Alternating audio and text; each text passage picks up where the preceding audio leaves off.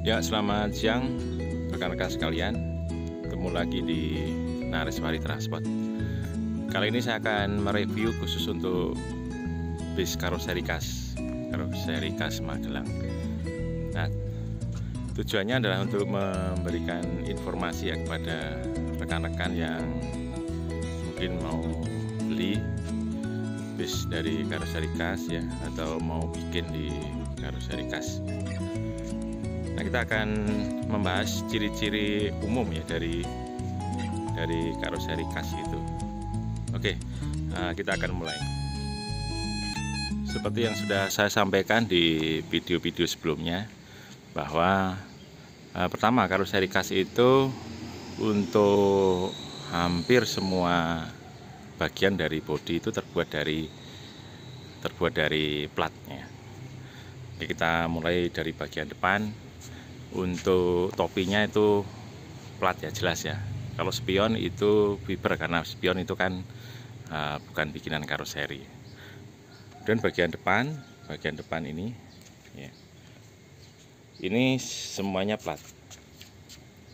Nah, jadi kalau rekan-rekan sekalian beli bis karoseri khas tapi bagian depannya ini fiber, nah itu kemungkinan dicurigai bukan bikinan dari khas. Kalau khas ini plat. Samping jelas plat ya.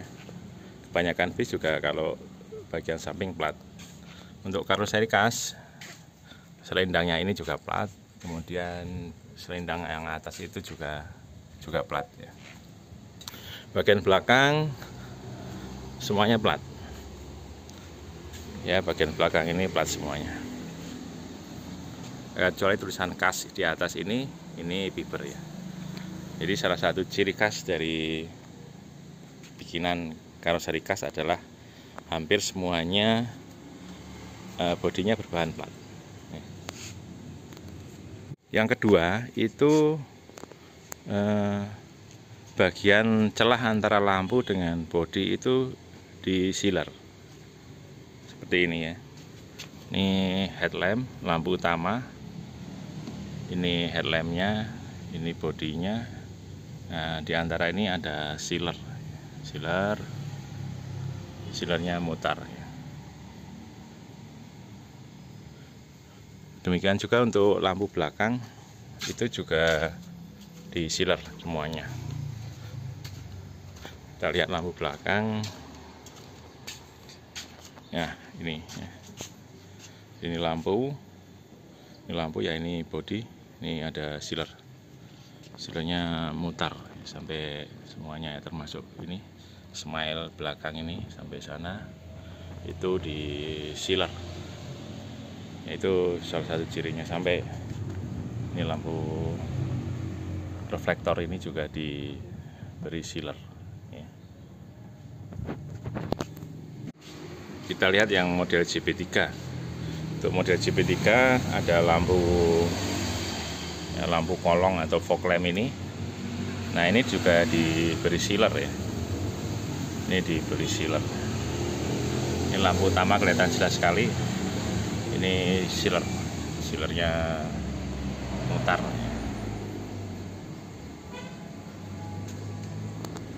Kita bandingkan dengan Adiputro. Nah, ini Adiputro. Nah, ini lampu, ini bodi ya. Nah, ini ada celah ya, tidak disiler.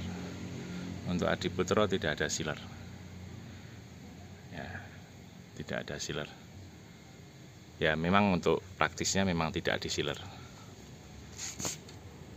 Nah, ciri yang lainnya yang mungkin luput dari perhatian orang adalah posisi kaca depan. Posisi kaca depan dari karoseri khas ini ya, terutama yang model double glass itu rendah sekali. Kita bandingkan dengan Adiputro. Sebelah kanan itu Adiputro ya, kelihatan jelas sekali bahwa posisi kaca depan untuk karoseri khas itu sangat rendah sekali ya. Ini kita geser ke kanan, ini Adiputro itu tinggi sekali.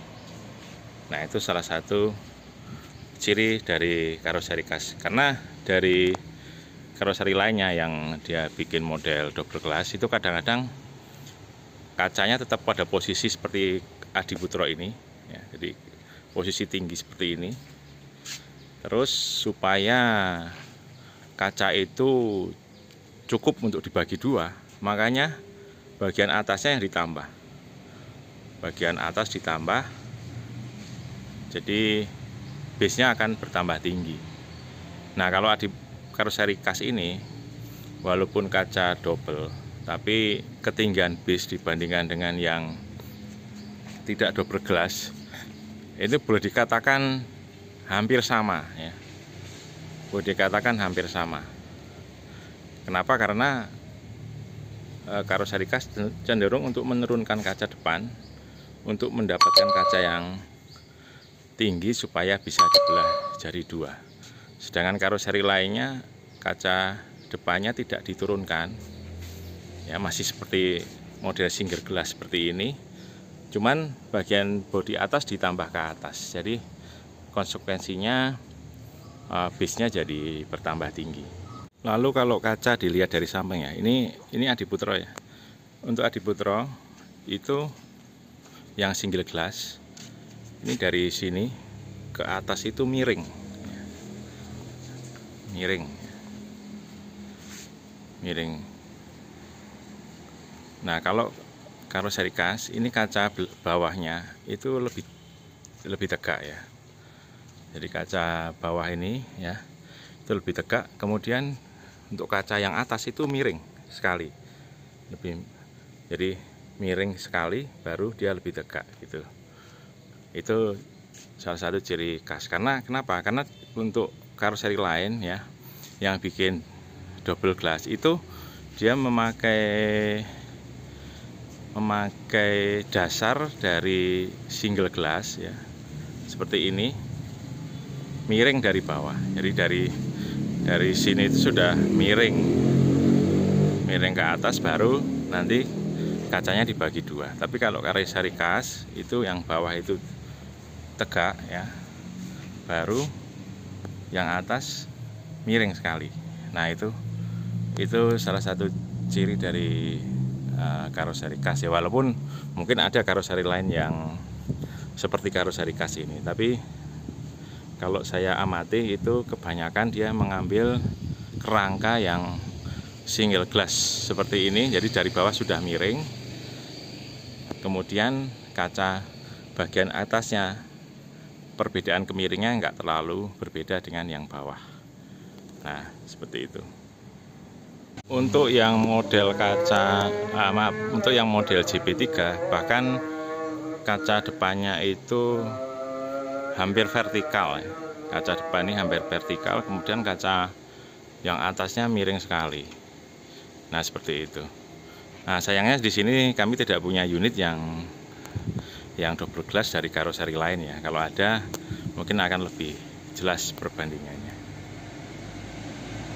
Untuk letak tangki, karoseri kas tidak mau merubah letak tangki. Jadi letak tangkinya ada di sebelah kanan belakang roda depan, sesuai dengan sesis bawaan sesisnya. Jadi letaknya sesuai dengan sesis. Nah, untuk tangki letaknya di situ, dan di atas tangki itu ada ban serep. Ban serep diletakkan di atas tangki.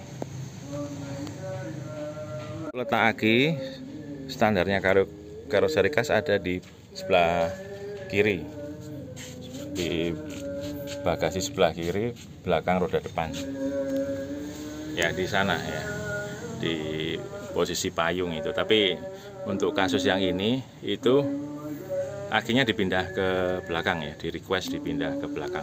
Tapi kalau nggak ada request pindah ke belakang, maka letak aki ada di sini ya, di bagasi sebelah kiri belakang roda depan. Itu ciri-ciri fisik untuk bagian eksterior kurang lebih seperti itu. Ada satu lagi untuk bagian eksterior, yaitu masalah cat. Nah, untuk karoseri kas itu setelah dicat, diberi livery, kemudian dia di furnish ya, di clear ya. Nah, setelah di clear kemudian diratakan dengan amplas ya, ditatasi itu istilahnya. Nah, setelah tatas kemudian di clear lagi. Nah, setelah clear yang kedua itu tidak ada pemolesan ya, tidak ada tidak dipoles sama sekali, jadi apa adanya. Nah, kelebihannya adalah cat itu mengkilat sekali tentu saja karena tidak dipoles. Cuman kelemahannya mungkin ada kotoran yang menempel. Nah, itu yang kadang-kadang tidak bisa dihilangkan ya. Ini ada mungkin nggak kelihatan di kamera ya, ini ada kayak pasir yang menempel begitu karena memang tidak dipoles pada finishingnya. Nah, itu ciri dari karoseri khas ya tidak bisa dipakai sebagai patokan karena setelah dicat kemudian Anda sendiri mempoles, nah itu kan berbeda. Tapi untuk kasus ini tidak ada yang dipoles ya, jadi ini masih asli dari karoseri khas, tidak ada pemolesan. Nah, kira-kira itu yang bisa sampaikan untuk bagian yang pertama ini, ciri-ciri eksterior dari karoseri khas. Untuk bagian yang kedua kita akan membahas untuk bagian interior. Ya, saya kira itu saja. Semoga bermanfaat. Terima kasih.